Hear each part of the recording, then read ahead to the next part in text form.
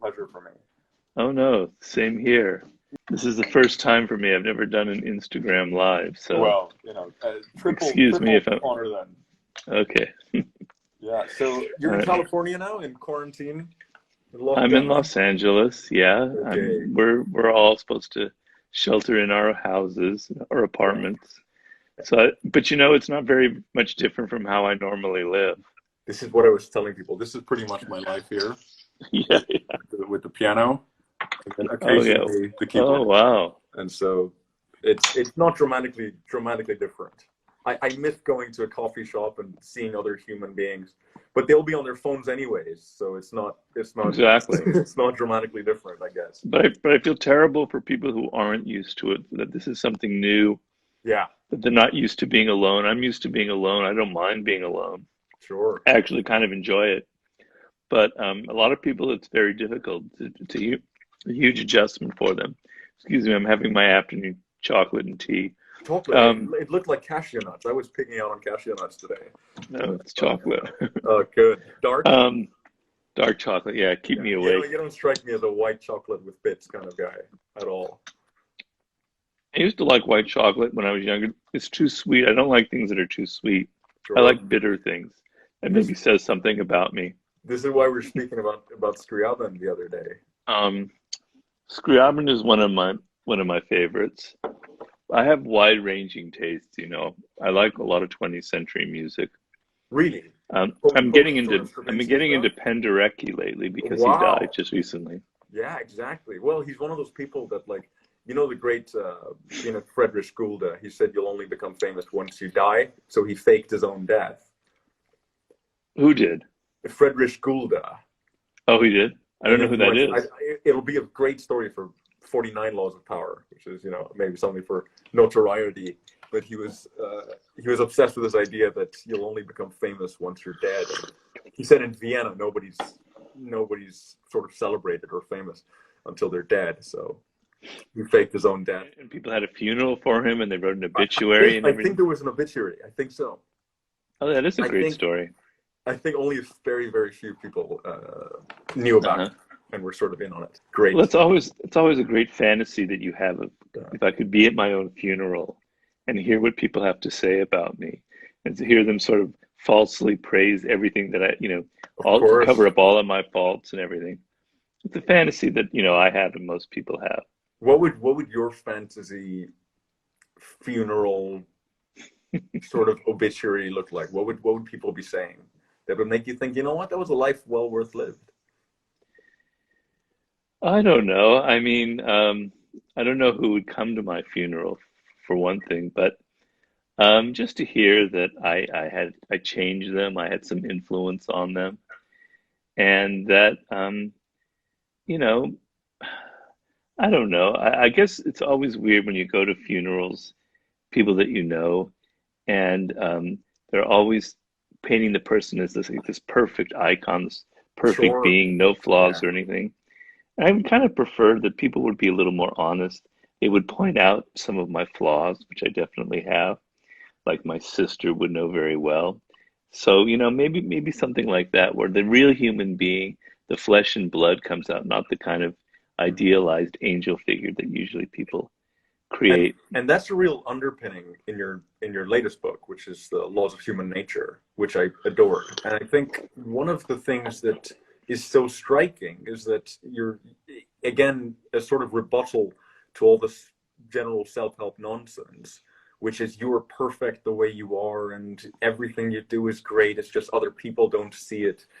Whereas in fact you're saying we're deeply deeply irrational creatures Yeah, with dark sides that, if they're not tamed, they lead us to tragedy and misery and patterns of behavior that underpin a rather bleak existence. And I think I was reading the chapter where you're talking about even um, how people like Isaac Newton are not privy to mm, their irrational brains. How, if we don't sort of tame this dark emotional reptilian beast that lives in us, that we're right. setting ourselves up for trouble. Now, in this day of, I guess you did write this in the very much the present day, because it came out, I think, 2018, right? Yes, correct. So it's still very much in the present day in terms of social media has come out and Facebook has come out and the news looks dystopic day by day. What do you think is the single, if you could, it's one of those annoying questions, I guess. It's like when somebody asks me, Right. what's your favorite composer? And I'm like, well, but what would you say is the single stream or single thread that carries through these patterns that we don't tame, that is making us miserable? Well, we're in massive denial is Mm. basically the main theme that runs through it all. So the most general law of human nature is that people deny that they have such a nature. Yeah, So sure. if I say that the human being is naturally irrational, that we're naturally self-absorbed and narcissistic, that we're naturally short-sighted, that we can't see we can't envision the future very well, that we have a dark side, that we're prone to feeling envy, that we have prone to feeling grandiose if we have any success, that we have an aggressive side and a passive aggressive side, on and on and on. People's reaction is always, oh, yes, that's true, but that's not me. They may not Yeah, say it, exactly. but They have it. underneath, I don't have it. huh? They have Yeah, it. I don't have it. right. They may not say that because to say that is a bit, brazen, but they feel it. They feel, oh, I know people who are narcissists. That's not me. And actually, the first sign that someone is a narcissist is the fact that they try and say that they're not a narcissist, that Denial. they're a Yeah, yeah. saint, that they're above it all. Sure. So the theme throughout it all is massive, massive denial. And so, for instance, I have a chapter on aggression, Yeah. and I try and show, I'm not saying that we're violent by nature, although we have people who are violent, but that we have aggressive impulses. We have aggressive energy. We want to go out in the world and take things and get things for ourselves. And children display this in great quantities.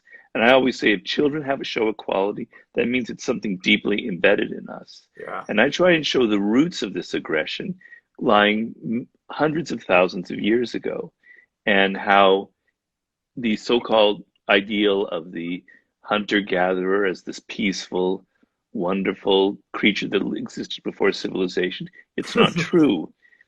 Yeah. We I were mean, violent then, we were warlike then, there was murder, there was all kinds of things going on, and so it's deeply embedded in our nature. But today, with all the pressures of political correctness and sure. being so woke and being the social justice warrior, Yeah. to say to yourself, I'm an aggressive person, it doesn't feel right. You don't want to admit that. Yeah. Of And I'll course. say one more thing, Arsh. In writing the book, I had to come to terms with the fact that I have a lot of these qualities. Me, Robert Greene, has these qualities, negative qualities that I'm writing about. I had to realize I am a narcissist. I'm a deep narcissist. Well, not deep narcissist. I have narcissistic tendencies, very strong. I Sure. can be Sure. very irrational. I am prone to envy. I have a dark side. So I, the writer, it was a little bit difficult for me in writing a chapter and a kind of self-analysis. But the point is, I have a quote from Chekhov that is sort of the main quote of the book. I don't quote it exactly, but it's basically human beings will never improve themselves till they know who they are, until they understand their nature. So if you live in denial, if you think you're a saint and an angel, you're Yeah. never going to be able to change and you're never going to be able to confront your own flaws. So that's sort of the main theme of the book. I think that's fascinating, and it's also very very new in a way. It's such a taboo for somebody to come out. I mean, an author of your standing, of course, to come out and admit we are narcissists. I am not excluding myself from Yeah. this. Here's the proof.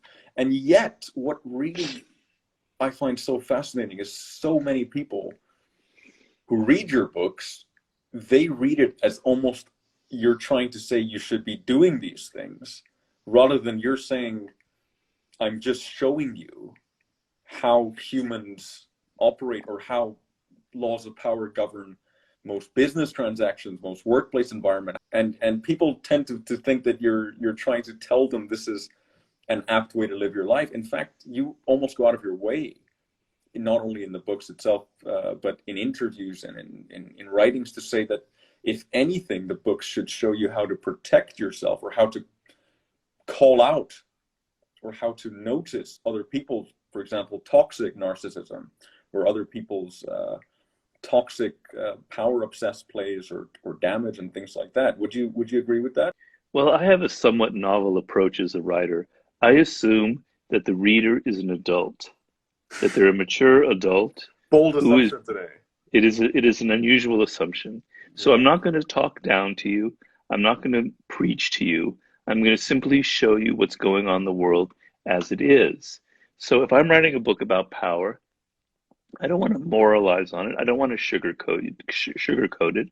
I want to show it to you straight, right? Without any water in it or without any ice. It's a straight drink of power. This is what goes on. These are the things you don't see. And this is why I wrote the book. I wrote the book out of a degree of anger and irritation. And that came from the fact that when I worked in Hollywood, now I had, before I worked in Hollywood, I had many, many different jobs. I It was worked like as a journalist. 98, wasn't it? 98 jobs, something like I that? can't say that high. I think more like in the 60 to 80 60, range. yeah, Let's go well. with. Yeah, that's pretty high. Yeah. But I worked as a journalist. I worked in a detective agency. I worked in a hotel in Paris. I did construction work in Greece. I taught English in Barcelona. Anyway, I've seen all kinds of places, all different arenas of power. But Hollywood was the most direct one. And what annoyed me so much was that I saw what really goes on, what people don't talk about when the doors are closed, how a producer or director who seems so liberal, so woke, so wonderful, Sure, yeah. treat how horribly he treated his employees. Did his name Or rhyme with Harvey Weinstein? I never worked for Harvey Weinstein. No, sorry. I Okay. would tell you if I did. That would have been a whole new chapter in the 48 Laws if I had. Sure, yeah, yeah. But I was around some real sharks, and I saw some incredible manipulations. And so I wanted to reveal them. So, like, law number 7 is always get other people to do the work, but take the credit for it, which is a pretty nasty law. But that's how Hollywood operates. That's Sure, its yeah. bread and butter. You get other people, the minions, to do all the hard work, the writing, the the set design, etc., and you get all the glory and all the credit. The Yeah. actors get all the credit for this wonderful film, whereas they had a tiny, tiny little part in it, much smaller than what the writer did, what the director did, and what all the other creative people did. So that's the lifeblood of power.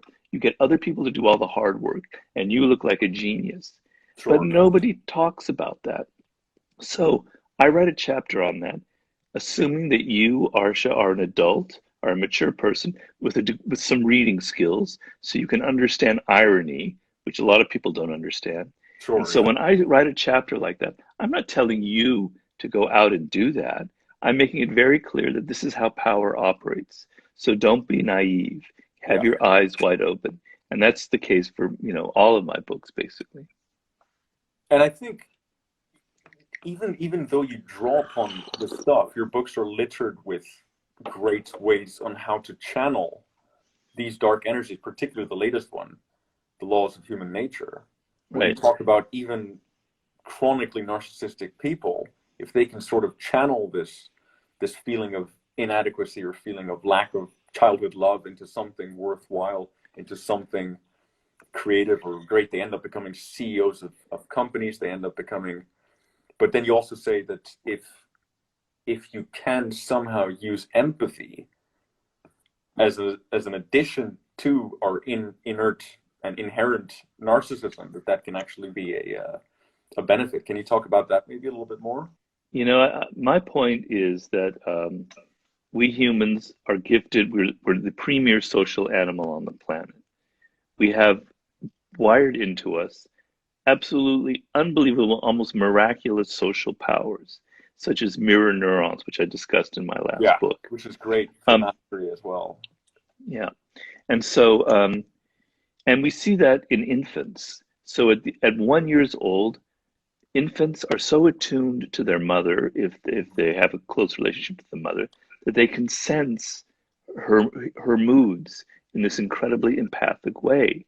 And I maintain, I can't say this for sure, but that before the invention of language, which was maybe 50,000 years ago, before that, we had almost telepathic powers Sure. because we Yeah. were such social animals. The ability to to guess what people were thinking through their nonverbal communication was an extremely high power, because we have what is known in science as theory of mind. We're able to place ourselves in the shoes of other people. We can imagine what's going on in their mind. No other animal, as far as we know, has this kind of power. So we are gifted at birth with this incredible degree of sensitivity, but we lose it. We lose it probably starting at the age of 5. It becomes blunter and blunter and blunter as we become more and more self-absorbed, as social media and technology takes over and our lives are on our screens, etc. And we're not paying attention to people, and we're alienated from them. And empathy is not something that you really understand. Empathy is an emotional power. It's something that you feel. So I can't read Arsha's thoughts. I don't think anybody really can unless you believe in ESP. But I can sense your moods. I can sense your emotions. If I'm alert and I'm sensitive and I'm open to it. I know when you're unhappy. I know when I say something and it doesn't mesh well with you. Even though you smile, your smile is fake. I know it. I can sense what's going on emotionally. And we're incredibly complicated emotional creatures. We're not this thinking animal. We're very much an emotional animal. What is the number? So 95%, you said. 95% of our thoughts are subconscious? Well, that for sure, but also I say that 95%, I don't know, these are just numbers, but a huge percentage of our communication with people is nonverbal, Yeah. right? So unconsciously, we're picking up signals from others that we can't really put into words about their moods, about what they're really feeling. But we don't have access to this information. We have lost it as we get older, as we become absorbed in our work, and we become more and more self-absorbed. And we, instead of paying attention to people, instead of focusing in on them and trying to see the world from their point of view, Yeah. we're so locked in ourselves that that power we're born with, it just basically dies. It lies fallow. And the thing is, it's always been for me, because most writers have this, is that I'm fascinated with what's going on in the minds of other people. I'm not touting myself as the most empathetic person, but I'm always, always trying to imagine what's going on in the world of other people, because that's what writers do, particularly novelists, but even me. And so I'm trying to say, that person who's working at the supermarket, when they go home, what's their life like? What is their wife like? What are their children like? What is going on in their head? How are they feeling? And it's a constant thing that I'm using all the time, and it becomes a power, a muscle. So I'm trying to make you aware, the reader, that you have this power in you, immensely powerful, that can do wonders for you in your life, that can make your relationships with your intimate partners, your relationships with your colleagues, with your boss, so much smoother. You could eliminate all the useless dramatic drama in your life, all the ridiculous emotional baggage that you carry on with you. If you simply, instead of judging people, you understood them from their world as best as you can. So I wanted to awaken you to this power that you have and make you realize that you have to use it, you have to develop it, and that it has incredible benefits. You almost talk about it in a way that a musician would understand as almost like a regular drilling etude, like an exercise. And, you know, as a concert pianist, morning to night, you're pretty much sat there drilling out, playing a passage slowly, slowly, slowly until you hone this skill and you become smoother and better at it. But isn't it mad? Isn't it totally insane? And I still can't wrap my mind around this, that we have fitness exercises morning to night being thrown in our faces. As a musician, you have exercises for how to improve finger dexterity, you know, vocal trilling, so that you develop a very smooth transition between your head voice and your chest voice. But for some reason, when it comes to the things that you're talking about that actually govern really how happy, not happy is a very crude word, but how much we can really get from life and our human interactions, it's almost a weird concept to think about methodically practicing these things, methodically treating them like exercises in a way. Well, if you ever read like 18th or 19th century novels, like Jane Austen, for instance, Sure, yeah. you're really struck by how sensitive people were to the moods and feelings and thoughts of other people. And if you think about it, where does that come from? Why were they so much more acute in that? Is it just novelists? No, I don't think so. I think it was because there was no internet, there was no telephone. The only way to entertain yourself was socializing. Sure. People were continually socializing. And socializing is like playing an etude.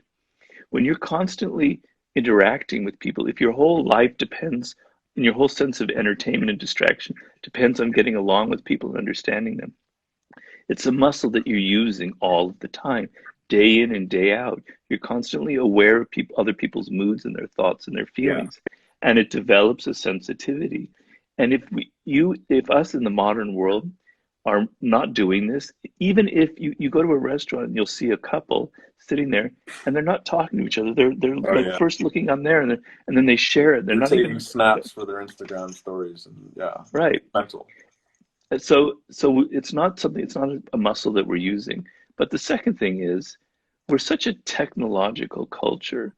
We want to reduce everything to an algorithm, to mathematics, to Yeah. science. We don't trust things that are intuitive, that are not scientific, that are social. And the social aspect of life can't be reduced to an algorithm. It's a feeling. It's incredibly complicated. People are so complicated. You have no idea how complicated they are. You look at somebody and you think that their emotion, you simplify everything you do. You interpret them, projecting your own emotions onto them. So you create a kind of a cartoon character out of an immensely complex person. So this complexity, it's like all of these atoms bouncing back and forth against each other, all these different social interactions with these complex people. Social life is very complicated. It can't be reduced to something technical or algorithmic. I don't care how hard Mark Zuckerberg tries to do that. It's impossible. And we don't trust those things. We live in a Sure. world where we don't trust that kind of intuitive knowledge that's not gained through actual, finger exercises, but that's gained Yes. Yeah. through social interactions. It's incredibly true. Even from a, I mean, I'm 29 now, turning 30 in July, Oh and wow, man, it's all over for you. it's totally over now. Yeah. No, I'm just kidding. I could tell you that for free, but but I Okay. mean, I think I'm part of maybe the last generation that kind of knew life without Facebook Messenger and without WhatsApp. I think probably around 14, 15, and even then we had like these old sort of Nokia cell phones, and now I'm very scared that the generation, like you said, around 5 years old, things start to dramatically change for children, that there's going to be a generation that doesn't know the world, where you're not curating your every single image and every single look and status and words. And if you even take Twitter or Facebook, before somebody puts some sort of snarky or what they think is a very witty Twitter post or a Facebook criticism of complex financial structures, you know almost for a fact that they've spent 40 minutes backspacing and adding and reducing and sending it to their grandma and sending it to their best friend. What do you think? Do you think I'll get likes for this? And I wonder what your thoughts are on the long-term implications of us going down that path, and what the rebuttal to that is. How, now that Facebook is here and Instagram is here, the benefits, I guess, mean that we're almost ready to compromise certain things that would give us much pleasure, like empathy and things like that. So what do you make of that? Well, I mean, I'm not a Luddite. I mean, I'm here on Instagram and I'm Yeah, enjoying this of course. conversation. It's very nice to do this. And with this Thank you. quarantining, it's great to be able to communicate to people virtually. And I finally get to meet you and all that. But I think there's two ways it can go. There's a hopeful way and there's a very dark way. And I don't know which one is true because I'm a born pessimist. Maybe I veer a little bit to the darker side, but not always. The hopeful thing is that the generation that we're talking about, Generation Z, if you will, that they get a little tired of this world, that they rebel against it, that there's something in the human spirit that can't be squashed like this. And they begin to feel that life is kind of empty with all this kind of virtuality, and they crave actually social interactions. Yeah. And they find a way to use technology to actually enhance this power, to actually create more empathy. And so You know, they build groups where people get to meet. They use technology to create social groups that actually meet at a Sure. coffee Yeah. house or actually organize something together. And so that it could be hopeful, but it depends on individual psychology. It depends on a consciousness that the individuals have where they're tired of this. They feel that their spirit is sucked dry by this world, that it's empty and boring to constantly being on trying to get a like on Instagram or Facebook. Sure. That Yeah. there must be something else. And this happens to be the subject of my next book, by the way. I'm not, it's Oh, 2 or 3 more really? years in the making, but we will get that at some And point. do you have a But title for it yet? it's called The Law of the Sublime. The Law. I love that already. The Law of the Um, Sublime. yeah, and actually, I will be going into Scriabin a little bit for it. You're But kidding me, really? no, I have a Okay. book. I have a biography of Scriabin that I'm going to be reading shortly. I mean, I've read about him before, but anyway. But the dark side There's an is amazing one that. by Sabanayev, by the way. I think it's in Russian. If you can find a translation of it, that's Well, here, I'll fantastic. go get you my book. Hold on a second. Amazing. Hold on, everybody. I don't think that's who it is.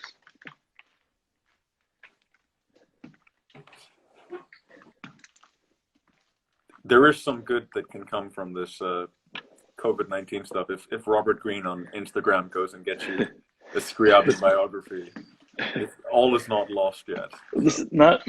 They're hard to yeah. find, so this is the one that I have.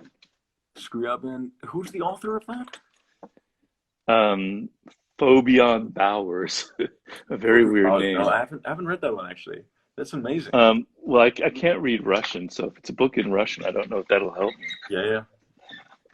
Anyway, the dark side is that the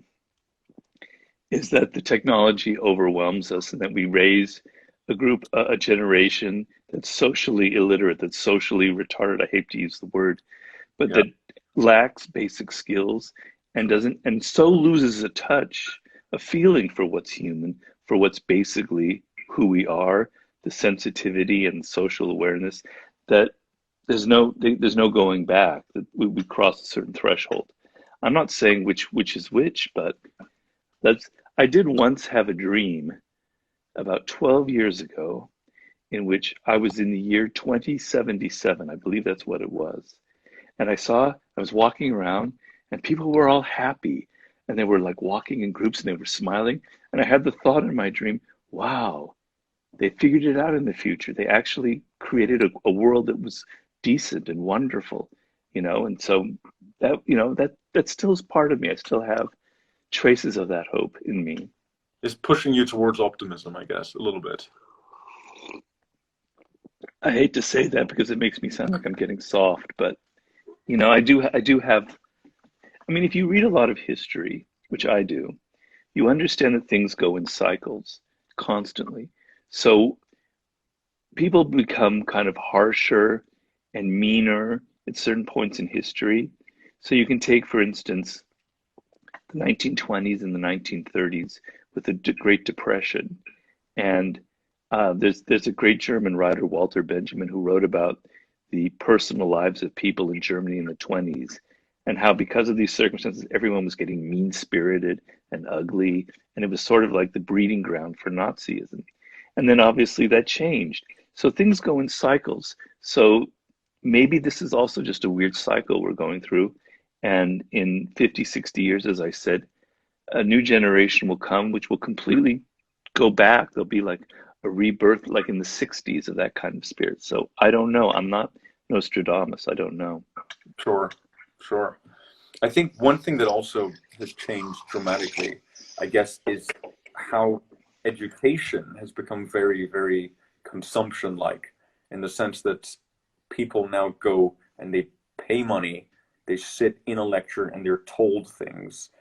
And the idea, if you look at sort of 16th century Naples, which was the hotbed of the highest levels of harmonic knowledge when it comes to music. And they Really? had this amazing, yeah, they had this amazing practice called partimento, which was then sort of wiped out in the annals of history because of the sheer fact that most of it was spoken. So there were very few textbooks on this thing. And there was a graded Right. system of maestro and then apprentice. And basically what would happen would be the maestro would teach the apprentices purely improvisatory harmonic modulations till they became second nature. And then the apprentices, as soon as they learned it, they would have to cement this knowledge by teaching it to somebody else.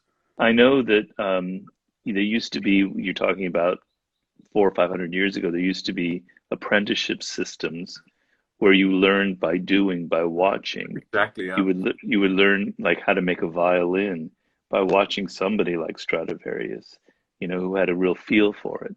Or you would learn how to play the piano by sitting there with someone, or you Yeah. would learn how to paint or whatever. It was a very visceral approach, and it's a very human way of learning.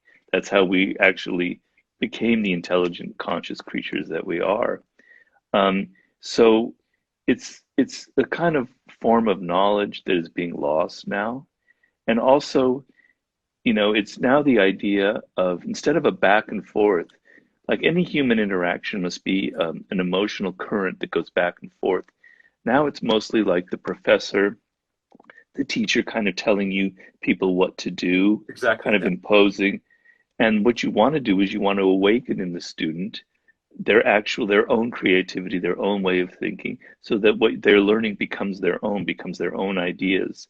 So what we're not training people nowadays is how to think for themselves, basically. We're teaching them how to absorb knowledge and be kind of parrots of other people's knowledge, but not how to take things and think for themselves, which is a real skill, I believe. So, you know, I'm not trying to praise myself, but I'm always thinking in my books of how I can make the reader come to that point where they can take what I'm saying and not just assume that it's the word of God, but how they can use it in their own life, how it can become something that they can internalize and turn into their own. So much of education now is like feeding worms, like a bird feeding worms to its little children, and sort of telling people what Yeah. they need to do, what they need to think. And we're seeing signs of it now where, particularly in politics, where people have sort of lost the ability to think for themselves, Sure. to Yeah. assimilate information from the news and say, well, maybe it's not exactly that. Maybe what's really going on in the world is this or that or the other. Christopher Hitchens, regarding your politics point, he said you should read the news to see what other people are thinking. And where do you get your news from? How do you make sense of the world as somebody very critical and, I guess, pessimistic that you said? Well, I subscribe to the New York Times, and whenever I read it, I get annoyed, and I create a dialogue with things. It's how I read books. I don't assume that the writer is God or that they know everything. I'm Sure. Yeah. skeptical, so I read between the lines. So if this reporter is saying something, I was once a journalist. I remember very, very vividly. I worked for a newspaper in New York called the Village Voice, and I was sent to Nicaragua in 1983, I believe it was, to cover. This was well before you were born, or most of the people listening to this will be. I was I'm, 7 years away. Yeah. I'm revealing my age. I mean, I was young, but this was one of my first jobs. But I went to Nicaragua to report on the war that was going on there between the Contras and the Sandinistas. And everyone, particularly my parents, they were so afraid. I mean, their whole vision of what was going on in Nicaragua from the newspapers was this war-torn place where bullets were flying everywhere, and it was just violent and anarchic. And I get there, and it was this peaceful country where nothing was going on. The whole war was way far away. Yeah. No people weren't personally involved in it. And it was actually a lot safer there in Managua than in New York City, where I was living at the time. So I thought, the news creates a picture of something that isn't necessarily the gospel, isn't really the truth, isn't the reality. And ever since then, I've always been a bit skeptical when I read these articles. So I read the New York Times, I read the Washington Post online. Those are sort of the big newspapers. Then there's some websites and a little more in the weeds type blogs that I read to get kind of a range of opinions.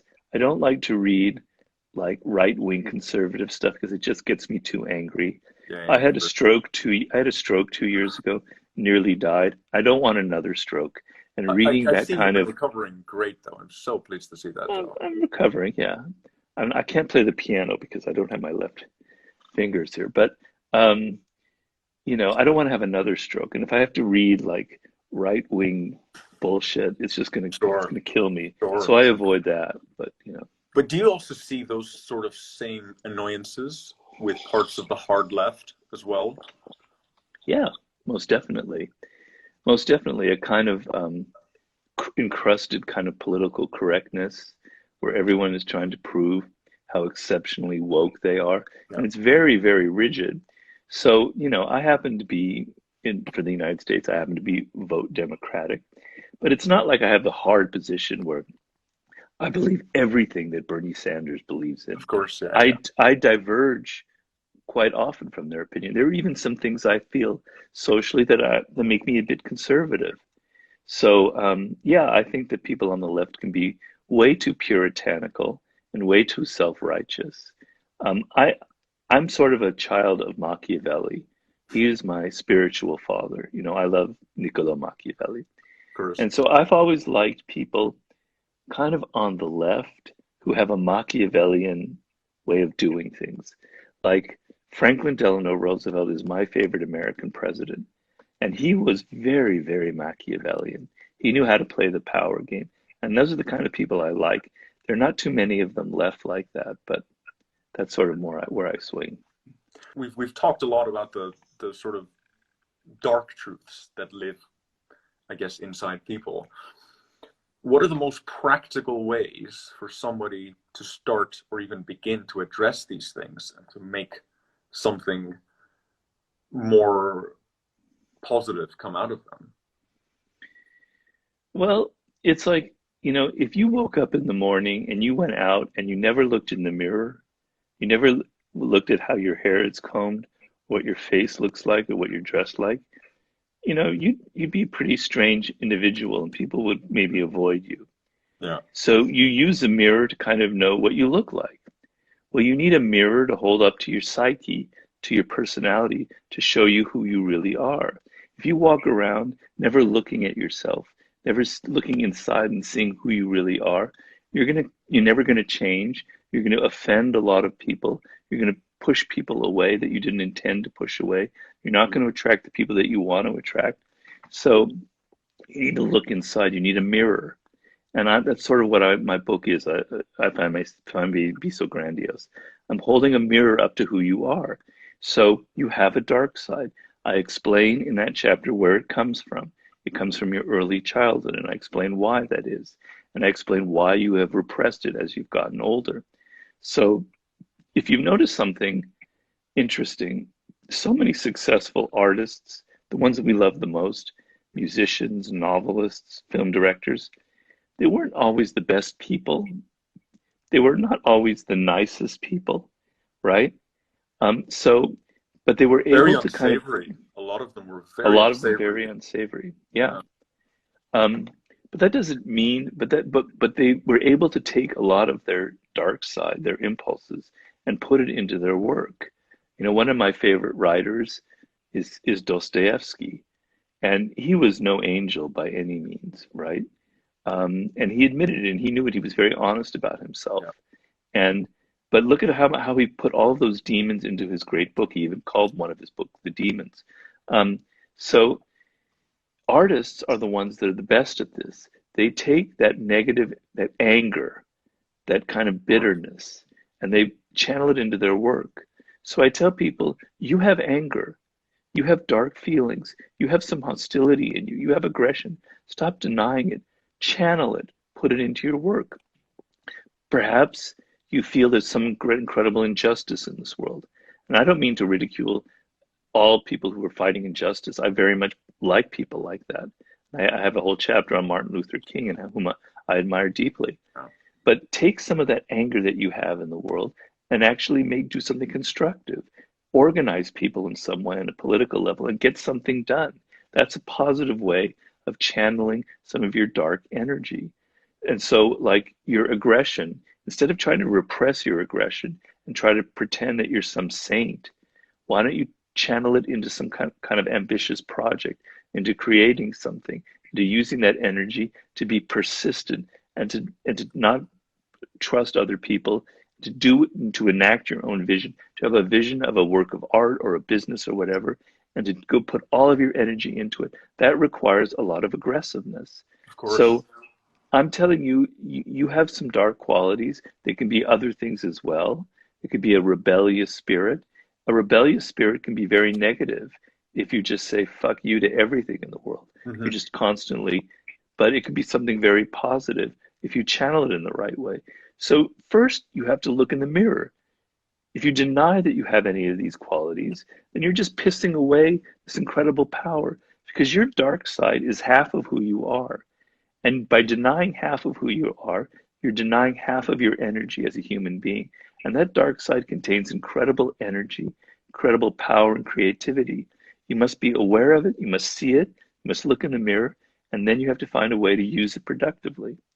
When I always think about Beethoven, and he lived one of the most tragic lives, as did Bill Evans, as did virtually any of the great musicians, the Rachmaninoffs. Scriabin's life was filled with ecstasy and tragedy, and in a way, your books touch a lot upon controlling emotion, and they see rationality as a great tool for living a better life. But how do you sort of have an aggression or these dark emotions and also have rationality? How do you channel these things but also try to maintain a rational perspective on life? Well, if you look at yourself and you go, yeah, I'm aggressive, I have some anger issues. How can I channel that in a productive way? All right, well, I'm going to create a screenplay. I'm going to make a film in which I express that, or I'm going to create a business that addresses some injustice in the world, or that's going to create some pleasure for other people. And I'm So going to pour. And once you do that, you're being incredibly rational. That is got high level rationality. Aware of your own self and your flaws, you are immediately a rational person. You're aware that your emotions are governing you, and you've decided, I'm going to put them into something constructive. And so, if you want to write that screenplay, if you want to create that business, it's going to require a lot of work. It's going to require being an incredible realist. So, right then and there, you're going to be rational. But I don't want to give the impression to people that I'm against emotions. Emotions are a wonderful thing. It's what makes human beings who they are. And for instance, I talk in Mastery. A great scientist like an Albert Einstein, he would have never discovered the theory of relativity or the theory of special relativity if he hadn't been deeply, deeply excited and emotional and enthusiastic and optimistic and hopeful that he would reach it. To do anything in life, you have to channel and use your emotions, of but you course. have to be aware of them. I compare it to a rider and a horse in this book, and I've done it in other books. So you are the rider, that's your conscious mind, that's your rational mind. The horse is your animal nature, is your emotions, right? And there's some people who get on the horse and just let the horse go wherever it wants to. They can't control it. And then the horse goes and doesn't go anywhere, or just sits on the side and chews on the grass, or throws you in the air. You have no control over it. Other people get on the horse and they hold its reins so tightly that the horse is really fearful and upset, and it also won't go anywhere or do whatever you want. Yeah. So the true rider knows how to get on the horse, feel relaxed, hold the reins in a loose but controlled manner, and get the horse to go wherever it wants at whatever speed, galloping or whatever, or cantering, and has control. But it's control where you kind of don't hold on too tightly. Well, that's the ideal for how you deal with your emotions. You realize that they're the animal. They have all the power. They're going to make you create a business. They're going to Yeah. make you write a book. They're going to make you compose something. But you have to control it. You have to be aware of it. But if you hold it too tightly, if you repress your emotions, you're going to lose all the power from them. But being aware and kind of holding loosely onto the reins and letting your anger or your ambition or your aggression impel you in certain directions, but under control, to me, that's extremely rational. There's a lot of people now probably tuning in and maybe I'm getting a feeling lot it. of really, I'm getting really a lot of weird comments below. Yeah, that's, I guess, to be taken with anything you do. There's going to be a lot of guys and girls very interested in hanging on to what you say, which is why I'd love to ask you the annoying but very topical question: what advice do you have for people today sitting in isolation, feeling like they have something to give, but feeling like the world's closed down in a way? What can they do? How can they feel A, better about the situation, and B, better about their situation in life? What are Well, first of all, people have to be careful. You have to obviously follow advice of the experts. That's being somewhat sure, rational here. But I tell people, you can either, I have an expression that Ryan has used my expression called live time or dead time. And live time is where you take time and you make it your own. You make it something creative and useful. And dead time is just kind of playing video games and wasting away yeah, and being kind of a prisoner of time. So I want you to realize that this actually is an opportunity for you. I don't mean to downplay all the pain that's involved, the fear, it's no, of very course, real. But you now have a chance where you're alone a lot of the time. You're not having the usual distractions that you're able to get. You can't go out to the movie theater, you can't go partying, etc. To use this time to work on yourself in a way that you've never done before, so that when this is over in 2 or 3 months, you actually emerge psychically in a better place than before. That's the way to turn shit into sugar, as they say in the hood. So how do you do that? Well, first of all, we're all very emotional right now. We're fearful, we're panicky, we're anxious. One of the main things I try and teach in the book is to be able to analyze your own emotions, not just react. So I want you to be able to look at your own fear, look at your own anxiety, look at your own depression and boredom, and not just give into it and not just assume that it's real, but think about it. Maybe your emotion isn't actually real. It's based on what other people are saying. It's based on viral things going on. Get the ability to analyze yourself and not simply react. Why am I angry? Why am I afraid? What is it that I'm really afraid of? And then to ask yourself, what can I control? I can't control the global market falling apart. I can't control that I might be out of a job. I can't control the fact that I might surreptitiously become infected, but I can control my emotions. I can control the level of anxiety and fear that I have. I can control how I use this time. So focus on what you can control, not what you can't control. The other thing I try and tell people is that normally when you're bored, the first thing you do is you look for distractions. If you have a job, it's hard and you come home, you just want to binge watch television. You just want to play a video game. You just want to get on Pornhub or whatever it is. All right, instead of that, start realizing that you can use time, you can distract yourself and not be bored, but in a positive, constructive way. And what's the best way to do that? I know this is going to sound a little bit self gratifying, but is to read books and to find and to, like, so you're trapped in your house. Read books on history, read books from other cultures, read books on Asia or Africa, or one of the things that I'm reading a lot about now that I'm fascinated by is like Aztec culture, things that are so different from your own yeah, world. And absorbing your mind, it's like mental travel. You get to travel to Rome, to Tenochtitlan, the ancient Mexican city, to the heart of China. If you read a good book or you read a biography of someone, this is a way where you can entertain yourself and also enrich your mind. And then instead of spending all of your time on social media absorbing other people's anxiety, read books on philosophy that will actually build some inner strength, like the Stoics, or like the book that I like a lot, Man's Search for Meaning by Viktor Frankl, who survived being in a concentration camp and came out an incredibly strong person. So read things that are going to develop sort of interior skills. Um, the other thing is, sorry, you're isolated. You're not being able to socialize with people. That's a terrible thing because we're a social animal. But what did people do in like the early 19th century when they felt alone and isolated, where they had no telephone? They wrote letters. They wrote long letters letters that were 7 or 10 pages long, in which they expressed their emotions. They talked about what was really going on in their lives, and they revealed something about themselves. If you read some of these letters, particularly among writers of that period, the level of connection is incredibly profound.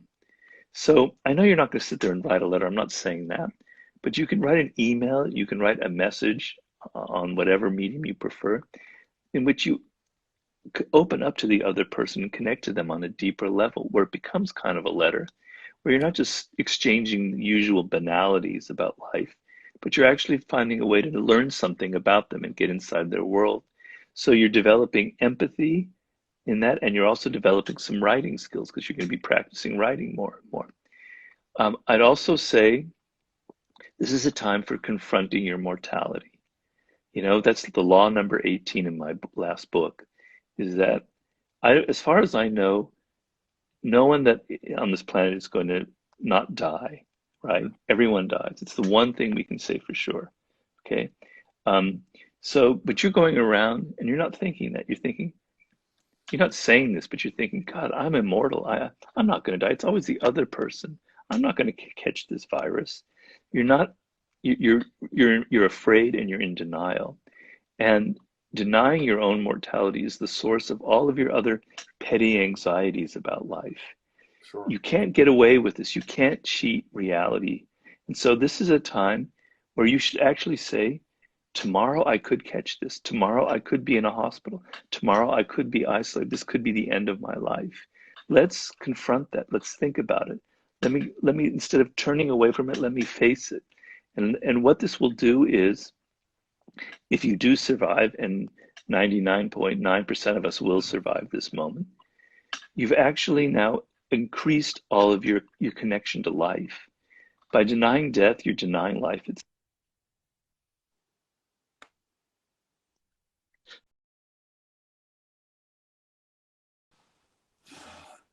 Oh, I think he's coming back. So stay tuned. One sec. I'm We're back. back. Somebody mentioned it's ironic that while you were talking about death and mortality, that your phone died, I think. Yeah. No, my phone didn't die, but Okay. I pressed something about the phone, like it said close or whatever, and I pressed it, and then you disappeared. So I'm sorry, it's my lameness with Back to technology. confronting mortality, rather, not Yeah, morality. exactly. So just to finish my thought there, it's just basically uh, coming to terms with your own mortality actually makes you appreciate every moment that you're alive. It makes you look at things and you tell yourself on a daily basis, this might be the last time I see that person.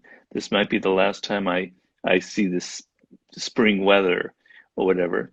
And I don't mean to get all sentimental on you, but it actually enhances your appreciation of everything that goes on in your life. It also gives you a sense of urgency, particularly when you're 29 like you are. You think you have these vast vistas of time ahead of you, and it's an illusion. Life goes by very quickly. Of course. So being aware of your mortality gives you a sense of urgency and desperation. You have an idea you want to compose a piano concerto, Arsha? Well, you better hurry on it, because you might not be alive in 2 years. And you don't Yeah. want to die having never completed any of the things that you wanted to complete. So use this moment to look at death straight in the face and not feel like it's a grim or gloomy thing, but it's actually an extremely life enhancing um, confrontation. So that was my last thing I was going to say. To live life with urgency, in a way. Yeah. It's important to have an outlet in some way, and it doesn't have to be an intellectual outlet. Intellectuals are often the worst people in the world, and I'm a great believer and I appreciate people who use their hands. So maybe you actually like building things, you like making things, or maybe you were a frustrated painter and you like creating visual images. This is something I go into in mastery, where there was some deep connection you had in your childhood about something that you love. And so your form of expression doesn't have to be a novel or a piece of music. It can be something that suits you, right? It can even be so if you're an accountant, I don't know. I mean, that's getting a little bit more difficult, but maybe there's something in you that you wanted to be something else and you took this other path in life. You need Sure. to go back to your childhood and to what really excited you and find a way in your spare time to work on it, to create something else. So to be human to me is to make things. That's what our nature is. We were born to create things, either with our hands or with our minds or whatever it is. And when I feel like when people don't make things, they don't create things, that's why they get depressed. That's why they become drug I addicts. totally That's why they agree. become alcoholics Yeah. or addicted to porn. They're not making anything. They're not doing anything with their lives, with their own potential. So I don't care what it is that you actually build or make, as long as it is something, right? And you have more time than you think you have. I tell people this story all the time. I was a journalist in New York. I was actually working for a while in publishing for books, and there was a woman who worked there at the time. I knew her name, but I didn't know she was going to become famous. Um, she was an editor, and I knew that after we finished work at 6 o'clock or so, she would take the train to her house like 2 hours away. She had three children. She was a single mother. She would cook for them, um, get them to bed, and then by 11 o'clock, she would sit in front of her typewriter because this was in the era of typewriters, and she would start writing. And she would write until about 2 or 3 in the morning, and Mm. then she would go to bed, and she would wake up at 7 o'clock, feed her children, and get on the train. And it ended up this person was Toni Morrison, the great novelist. Wow. Yeah. And at the time, she hadn't published a novel, I believe, or she might have published one, I don't remember. But anyway, I always thought if someone like that can find the time when they've got three children and they have a job and they have to commute 3 hours a day to write novels, why should anybody complain about this? The reason you're not doing it is because you're lazy. It's because you become addicted to distractions. You've become soft. You're not using that energy that you have. I'm sorry, but there's no excuse. Sure. I mean, if you're dying of cancer, yes, there's an excuse. If there's something physical where you have no energy, okay, there's an excuse. But beyond that, to waste your time, to not build something, is a deep sin against your own nature. And you do have the energy if you can just find it. And once you begin, if you decide, all right, I'm going to take up the piano because I loved music. And in the beginning, it's kind of boring. But then after like 6 months and you can play like a Chopin prelude or something. It's like, wow, this is fun. And the moment it starts to become fun, you develop momentum and you want more and more of it.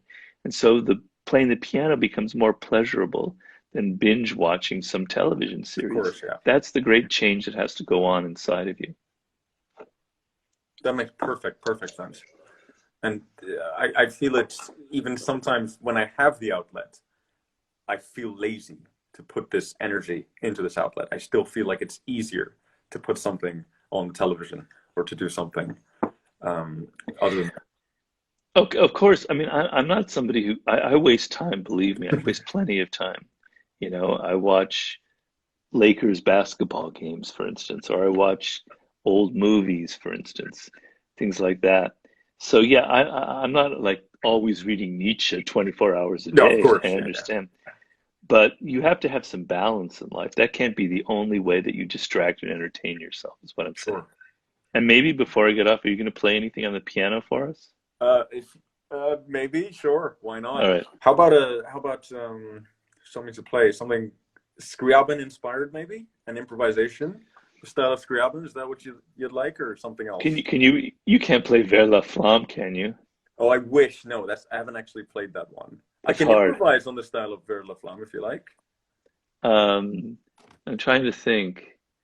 Um, do you play any Beethoven sonatas? Yeah, I do. Shall we do maybe something Or or can you or how about anything from the Well-Tempered Clavier?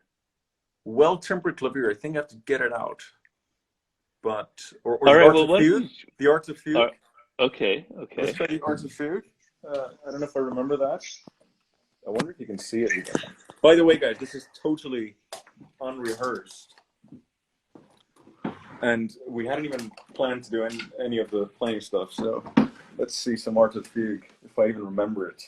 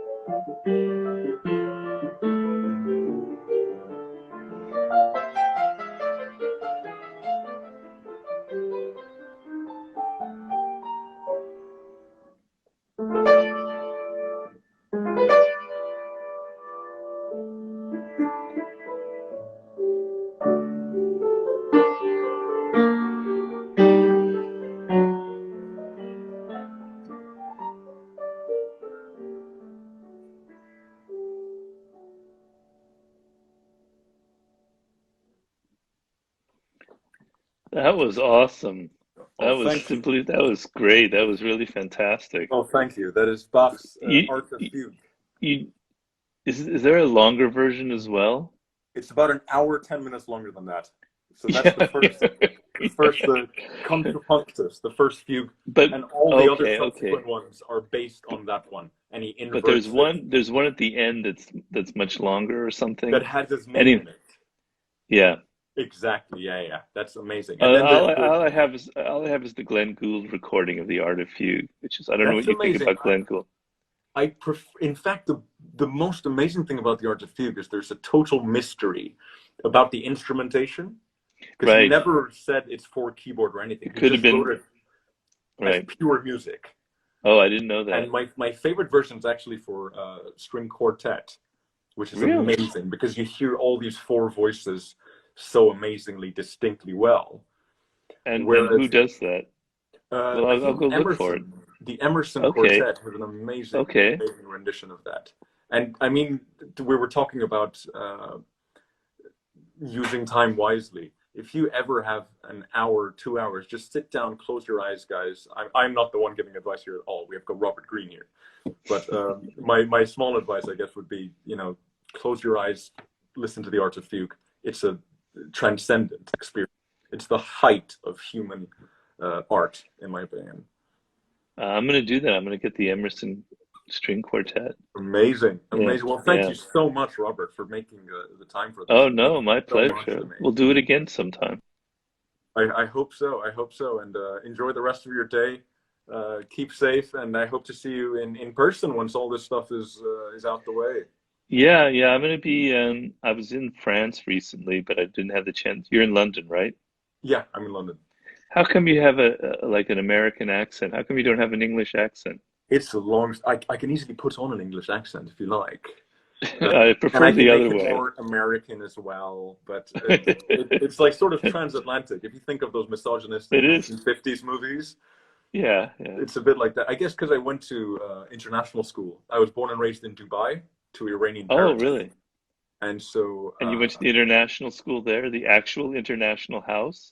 the international school at Dubai, Oh, okay. and then I got a scholarship to move to England at 15. So there are still Britishisms in certain things I say, and certain words, I guess, that is subconscious. But yeah, it's a weird thing. I don't know what it is.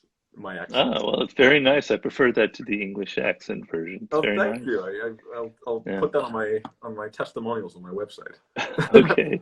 I'm Okay. kidding. All right. Thank you so much, So, Robert. yeah, we'll get together next time I'm in Europe.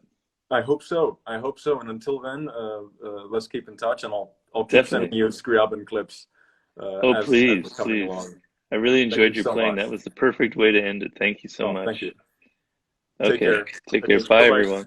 Cheers, guys. Thank you for coming. Cheers. Thank you.